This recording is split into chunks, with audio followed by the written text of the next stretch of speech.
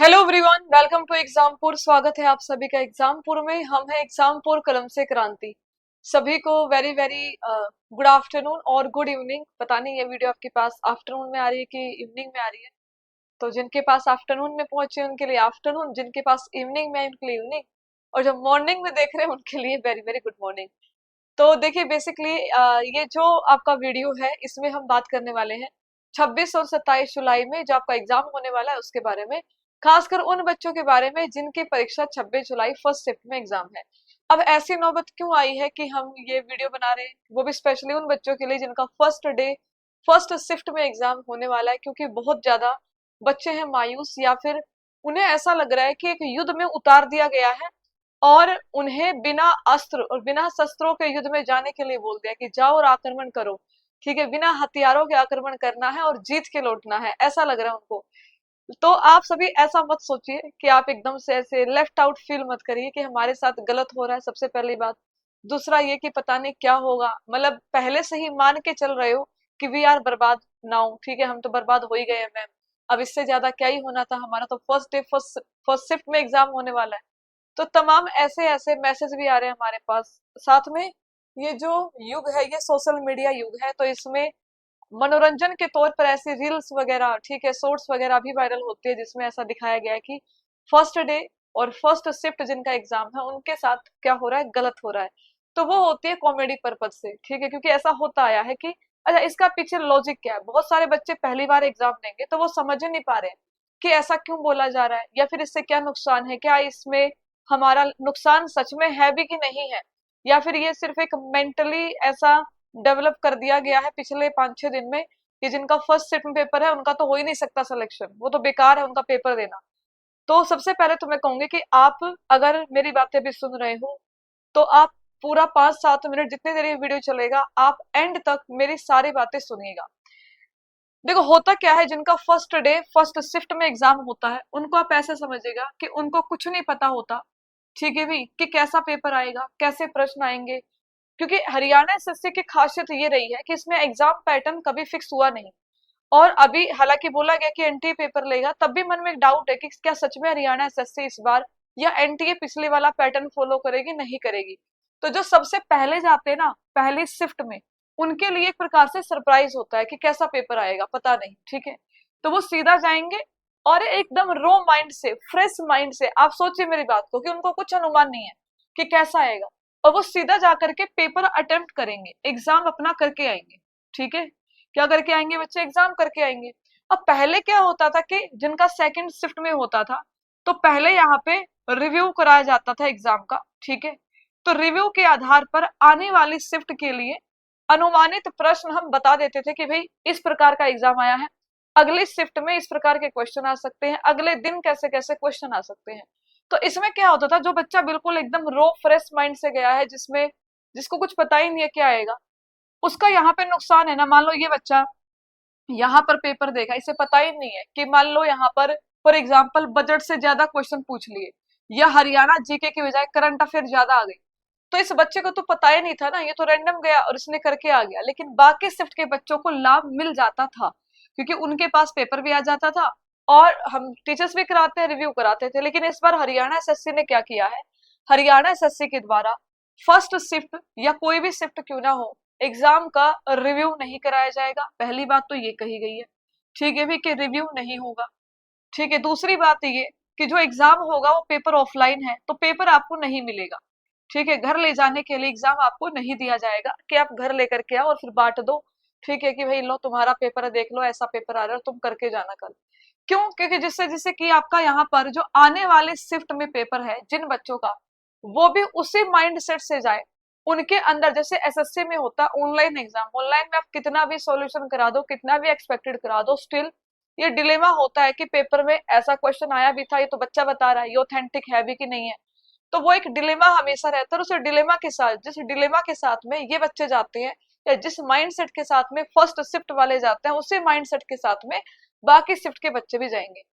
तो यहाँ पर एक ये पहल की गई है जिससे कि थोड़ा सा बराबर करने की कोशिश की गई है कि जो फर्स्ट शिफ्ट के बच्चे हैं उनका इस वजह से कोई नुकसान ना हो, है ना। ये पूरा पूरा प्रयास किया गया। तो सबसे पहले तो मैं ये कहूंगी कि देखो, आप लोग इस बात के लिए तो परेशान मत होइए कि भाई तुम्हें पता नहीं पेपर कैसा आएगा, बाकी सबको पता चल जाएगा। बस एक छोटा सा नुकसान ये है कि हर घर में कम से कम दो व्यक्तियों का पेपर है, दो स्टूडेंट हर घर में मिल जाएंगे।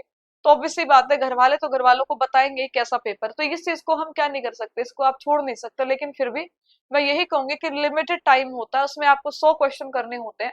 तो माइंड में उतनी कैचिंग पावर नहीं होती उस टाइम पे कि तुम एक एक क्वेश्चन याद रखो।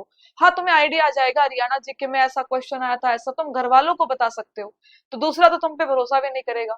तो इसके अलावा और कोई नुकसान नहीं है। जो मेजर नुकसान होता है वो होता है नॉर्मलाइजेशन से, ठीक है, नॉर्मलाइजेशन जो होता है ना उससे। लेकिन नॉर्मलाइजेशन पे किसी ने कोई बात नहीं रखी, ठीक है। हालांकि जैसे मेरे द्वारा भेजा गया था कि नॉर्मलाइजेशन की वजह से ही एग्जाम डे वन एक ही दिन में और एक ही शिफ्ट में होना चाहिए, जैसे कि नॉर्मलाइजेशन की वजह से किसी का यहाँ पर हानि ना हो। तो फिलहाल उस पर कोई कार्रवाई नहीं की गई है। फिलहाल सिर्फ यह डिसीजन लिया गया है कि फर्स्ट शिफ्ट के अलावा या किसी भी शिफ्ट का अब पेपर बाहर नहीं जाएगा। कब तक? जब तक चारों शिफ्ट के पेपर संपन्न नहीं हो जाते हैं। अब इसमें अच्छी बात क्या, अच्छी बात है कि सबके लिए एक समान रहेगा। दूसरी बात ये कि जो फर्स्ट शिफ्ट के बच्चे हैं, देखो आप लोगों के लिए तो और भी अच्छी बात है कि आप जल्दी फ्री हो जाओगे। और ऑब्वियस सी बात है, जो एग्जाम सबसे पहले बनता है उस वो इजीएस्ट पेपर होता है मेरे हिसाब से। जो सबसे पहले पेपर तैयार किया जाता है, तो उसमें जब वो एग्जामिनर क्वेश्चन बनाने बैठेगा, ऑब्वियस सी बात है वो इजी ही क्वेश्चन डालता है। लेकिन जैसे जैसे फिर वो पेपर बनेंगे, 400 क्वेश्चन हो जाते हैं, 4 शिफ्ट में है, तो 400 में लेवल आगे बढ़ता हुआ आपको नजर आएगा। तो इस वजह से जो बाकी शिफ्ट के बच्चे हैं वो ये कहते हैं कि भाई मेरा तो अंतिम में है, 22 की जिनका लास्ट में है, आप सोचो उसकी क्या हालत होगी। ठीक है, उसे तो यही रहेगा कि सारा इजी पहले आ गया, अब मेरे पेपर में हार्ड आएगा। तो मतलब वही वाली बात है कि दूसरे की थाली में घी डाला गया, करक्की में भी कर लो। थारे दो चाहे किसी मक्खन मलाई वाली रोटी हो, लेकिन दूसरे की थाली में चाहे सूखी रोटी है, वह भी थमना अच्छी लगेगी। तो वह बात है कि अगर थारा पेपर कितना आसान है, ये तो ननू लगेगा कि मेरा पेपर हार्ड आ गया और उस शिफ्ट का पेपर आसान होगा। यो निर्णय लेना है हरियाणा एसएससी ने, किसका हार्ड किसका इजी, क्योंकि नॉर्मलाइजेशन है तो उसको सारा मैटर नॉर्मलाइजेशन के ऊपर छोड़ दो। सारे बच्चे देखो, अगर आपने पढ़ाई कर रखी है, अगर आपने कम से कम 3 महीने हो गए पढ़ते हुए, तो ऑब्वियस सी बात है आपके भीतर थोड़ा कॉन्फिडेंस आया होगा कि हाँ तैयारी कर ली। जिसने 1 महीना हो यहाँ तैयारी करते, उसने भी किस चीज का डर लग रहा है? चुपचाप जाइए, ठीक जैसा पढ़ रखा है, 50 60 70 जितने भी बना पाओ उतने क्वेश्चन बना के ही। तो टेंशन उस बालक का हो है जिसने घनी लंबी मेहनत कर रखी हो। उसका क्या टेंशन होगी जिसने 1 महीना तैयारी करी है जो ईव जाग गया है, जो एक एक साल तला करे हैं, अक्टूबर तला करे हैं, अरे जुलाई आ लिया। उनकी सोच के देखो ना, 6 7 8 महीने हो लिए जो लगातार लगे पड़े हैं। उनको ज्यादा प्रेशर होता है, कितना जो मैंने पढ़ा है वो होगा। तो वो प्रेशर लाजमी है, वो सबके ऊपर होता है, ठीक है, सभी के ऊपर होता है कि नहीं होता है। आपको क्या करना है, एक तो आप हल्का खाना खाइए, ठीक है। सेंटर आपका पता चली गया होगा कहाँ पे है, वहां जाने की व्यवस्था कैसी है। अगर आपका इवनिंग में है तो आप किस समय पर निकलेंगे, क्योंकि बारिश का मौसम है, ठीक है, कहाँ ठहरेंगे। कपड़े अपने उस हिसाब से लेके जाइए, रेनकोट लेके जाओ, बोरी कट्टा जो भी तुम्हारे पास, छाता है, जो भी आपको लेके जाना वो साथ रखिएगा। अपने डॉक्यूमेंट भीग ना जाए तो पॉलिथीन, मोबाइल के लिए पॉलिथीन भी साथ में रखिए। ये एक्स्ट्रा चीजें हैं जो आपको कोई नहीं बताएगा। खाना ऐसा रखो, या तो फ्रूट्स ले लो, ठीक है, केले ले लिए, ठीक है, अपने साथ ये खाना खाओ। बाहर की तली भुनी चीजें मत खाना पेपर से पहले, उससे आपको दिक्कत हो जाएगी। जिनका फर्स्ट शिफ्ट में पेपर है या सेकंड शिफ्ट में, थर्ड शिफ्ट में, देखो मेरा एक ही मैसेज है, जब तक पेपर नहीं होता ना, जब तक पेपर हाथ में ना आ जाए, ये उसके लिए बोल रहे हो जिसने पढ़ाई करी होगी उसके साथ क्या होगा। जब तक आपके हाथ में पेपर नहीं आ जाता है, तब तक मन में उथल पुथल होती है कि कैसा पेपर आएगा, पता नहीं मुझे आता होगा नहीं आता होगा, इतना पढ़ के आया हूँ, घर वाले ये बोलेंगे, बाहर वाले ये बोलेंगे, ये थॉट्स विचार मन में आते हैं। लेकिन जैसे ही आप एग्जाम सेंटर में जाओगे, आप, मेरा ये सुझाव है, जैसे एंट्री हो जाती है आधा घंटा पहले, तो बच्चे सोचते हैं आधा घंटा पहले क्या करूंगा, जाकर सिर में दर्द होगा, नहीं। आप जाइए, अपना रूम देखिए जहां पे भी है, जिससे कि आप ना, बहुत सारे बच्चे बिल्कुल टाइम पर पहुंचते हैं। अब मान लो आपका थोड़ा रूम ऐसा आ गया, आपको सही नहीं मिला, तो वो मेंटली आपको बहुत ज्यादा अफेक्ट करेगा। इससे अच्छा क्या कि आप टाइम से थोड़ा पहले पहुंचे, अंदर जाएं, अपना पूरा वाइब्स ले, ठीक है, आराम से बैठे, गहरी लंबी सांस ले। रूम जैसा भी है आपका, हवा आ रही है, बारिश पड़ रही है, चिपचिप है, जो भी है, उसको अडेप्ट कर ले 10 15 मिनट में कि हाँ ठीक है, 1 1.5 घंटा नू मैं बैठ सकूं, कोई दिक्कत वाली बात ना है।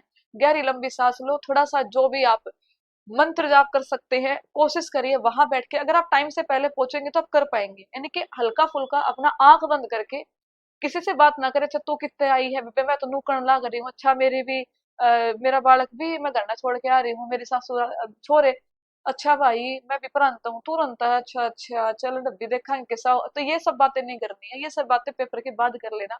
आराम से बैठ के रिलैक्स होइए। रिलैक्स मतलब आंख बंद करिए, थोड़ा सा भगवान के बारे में सोचिए। सावन के महीने में पेपर है तुम्हारा, तो ऑब्वियस सी बात है तुम्हारे अंदर पॉजिटिव वाइब्स होने चाहिए, पॉजिटिव एनर्जी आनी चाहिए। शिव जी खुद तुम्हारे साथ है आशीर्वाद देने के लिए। अगर बारिश भी हो जाए तो टेक इट पॉजिटिवली। भगवान बोला भी कह रहा है कि चलो तारा सत्य सत्य मैं भी आऊं। तो भगवान जी आपके साथ में है। पेपर आपका बहुत अच्छा होगा, चाहे आप किसी भी शिफ्ट के बच्चे क्यों ना हो। अपने ऊपर भरोसा सबसे बड़ी चीज होती है, कि आप अपने ऊपर थोड़ा कॉन्फिडेंस रखें। अगर कोई बोले भी ना, ओहो तेरा तो फर्स्ट शिफ्ट में तो क्या हो गया भाई, है जो युद्ध में आगे होया कर वो है तो सेनापति हो है, पीछे चल रही है तो वो है। ठीक है, आई ना बात समझ में। तो इस प्रकार से आप अपने आप को, अपने राजा हो आप, ठीक है, आप किंग हो, आप क्वीन हो, बढ़िया से जाइए पेपर करके आइए। शांत मन से, आराम से, रिलैक्स होके। पहले पेपर जब करोगे तो वैसे ही शुरुआत करनी है कि जो क्वेश्चन आ रहा है उसे करते जाइए, उसके गोले भरते जाइए। गोले इकट्ठे मत करना कि सारे गोले इकट्ठे कर लिए। जो आ रहा है उसे करिए, गोला भरिए साथ साथ। गोले इकट्ठे नहीं करने, गोले इकट्ठे करोगे तो दो तीन गोले पक्का गलत भर के आओगे। तो गोले इकट्ठे करने की तो सोचना ही नहीं कि आप गोले इकट्ठे करो, ठीक है। जो भी इंस्ट्रक्शन दिए हैं, फोटो वगैरह, वो सब चीजें आप पहले से ही अपनी मेंटेन करके रखें। यानी कि आपको किसी भी प्रकार के अननेसेसरी पैनिक होने से बचना है, कि आप किसी प्रकार से पैनिक ना हो। अभी 2-3 दिन का टाइम है, कुछ अच्छे अच्छे भजन सुनो। जैसे कुछ मोटिवेशनल सॉन्ग आप सुन सकते हो, शिव जी के भजन, शिव तांडव सुन लो तुम, शिव स्त्रोत सुन लो तुम। ठीक है, अभी के हिंदी में भी आया है, ठीक है, वो शिव स्त्रोतम बहुत ही अच्छा है, उसे सुन लीजिए। गणेश जी के जो आते हैं, ठीक है, आप उसको भजन को सुन लीजिए। बड़े ही मोटिवेशनल सॉन्ग होते हैं, उनको सुन के बड़ी अच्छी वाइब्स आती है आपके मन में। ठीक है, सेरा जरा वो वाला सुन लो, उसमें तो और भी ज्यादा मोटिवेशन है कि अभी दुनिया बदल डालूंगा मैं। ठीक है, तहस नहस मचा दूंगा। मतलब कुछ करने का जज्बा जुनून अंदर आ जाता है। तो अगर डिमोटिवेटेड फील होता है तो जाइए, सावन का महीना है, शिव जी के भजन सुनिए, भजन तांडव सुन लीजिए। आपको बहुत ज्यादा एनर्जी फील होगी, आपको बहुत ज्यादा अच्छी वाइब्स आएंगी। तो ये सारी चीजें आपके लिए, जितना मैं आपको समझा सकती थी मैंने कोशिश करी है, कि आप इस चीज का प्रेशर ना ले कि हाय राम मेरा पेपर फर्स्ट शिफ्ट में है, हाय राम मेरा पेपर लास्ट शिफ्ट में है। जब भी है आपका बेस्ट होगा, आप इस बात को मान के चलिए। आज वो बच्चे जिनका फर्स्ट डे फर्स्ट शिफ्ट में एग्जाम था, ग्राम सचिव पटवारी क्लर्क बन के अपना जॉब कर रहे हैं बढ़िया से। वही बच्चे जिन्होंने एक नहीं दो दो बार मेंस की परीक्षा दी, हाईकोर्ट के ऑर्डर की वजह से उनका पेपर फर्स्ट शिफ्ट में आया है, वो आज नौकरी कर रहे हैं सरकारी। तो ऐसा नहीं है कि आप लोगों का सिलेक्शन हो ही नहीं सकता, या फिर तुम्हारे साथ कुछ बहुत ज्यादा बुरा हो गया है। So take it positively and be positive. इसके अलावा देखो, तैयारी में कमी हम छोड़ नहीं रहे हैं, पढ़ाई भी करिए। रात 8 बजे कल आपके लिए ये मैराथन क्लास आने वाली है। सभी बच्चे इस मैराथन क्लास में जरूर आएंगे। कल रात 8 बजे से ये मैराथन क्लास है, हरियाणा एग्जामपुर पे ही आएगी, तो सभी बच्चे जरूर आइएगा। आपको क्या करना है, कोई टेंशन नहीं लेनी, रिलैक्स रहना है, अच्छे भजन सुनने हैं, गाने भी नहीं भजन सुनने हैं, जिससे कि वो वाइब्स आपके अंदर रहे, पॉजिटिव वाइब्स आपके अंदर रहे। ठीक है, और पेपर जैसे बताया कि टाइम से पहले पहुंच के अपने आप को रिलैक्स करना है। और अगर ऐसे जाओगे ना हड़बड़ी में, पैनिक में, ठीक है, तो फिर आपको वही दिक्कतें ही रहेंगी। फिर आपका समझो कि नुकसान है 2 या 3 नंबर का, जो आप लोग यूजुअली कहते भी हो कि पेपर में गया था आते हुए प्रश्न गलत करके आया। उसका कारण यही होता है। जो भी आपके डॉक्यूमेंट्स आपको लेके जाने हैं, admit card, coloured admit card निकलवा लीजिएगा। साथ में जो फोटो आपको चिपकानी है, लेटेस्ट कलर्ड फोटो आप लेके जाइए। सेम टू सेम नहीं है, चल जाएगा, लेकिन हाल फिलहाल की कलर्ड फोटो उसमें चलेगी, वो आप लेकर के जाइए। फोटो में चश्मे ना लगे हो, टोपी यानी कि हीरो बन के फोटो ना खींची हो, लगना चाहिए सरकारी नौकरी का सीरियस कर्मचारी, मतलब कैंडिडेट है ये। ठीक है, ऐसी फोटो आपकी होनी चाहिए। बाकी किसी प्रकार का इलेक्ट्रॉनिक गजेट, लड़कियां जो भी हैं आपके कानों में झुमके, नाक में बाली, ठीक है, इस प्रकार के जो ऑर्नामेंट्स आभूषण है उनको धारण ना करें। नहीं तो वहां पे निकालोगे तो फिर वो एक एक्स्ट्रा पैनिक क्रिएट करता है। तो वो चीजें आप लोग अपनी तरफ से, समझदार बच्चे हो, इतने छोटे तो हो नहीं, तो समझदार हो तो अपनी तरफ से तैयार रखिएगा। ऑल द बेस्ट, आराम से पढ़ाई करो, बहुत अच्छा होगा। Take it positively. अभी भी अगर आपको लग रहा है कि ma'am I am feeling something not good, तो आप इस वीडियो के नीचे कमेंट करके बताइए। मैं फिर कह रही हूँ, जितना अच्छा सोचोगे उतना अच्छा होगा, जितना इसको आप नेगेटिवली लोगे उतना आपके ऊपर उतना असर पड़ेगा। तो अपने आप के ऊपर ऐसा असर ना पड़ने दे। धन्यवाद। जय हिंद, जय Bharat. Thank you so much.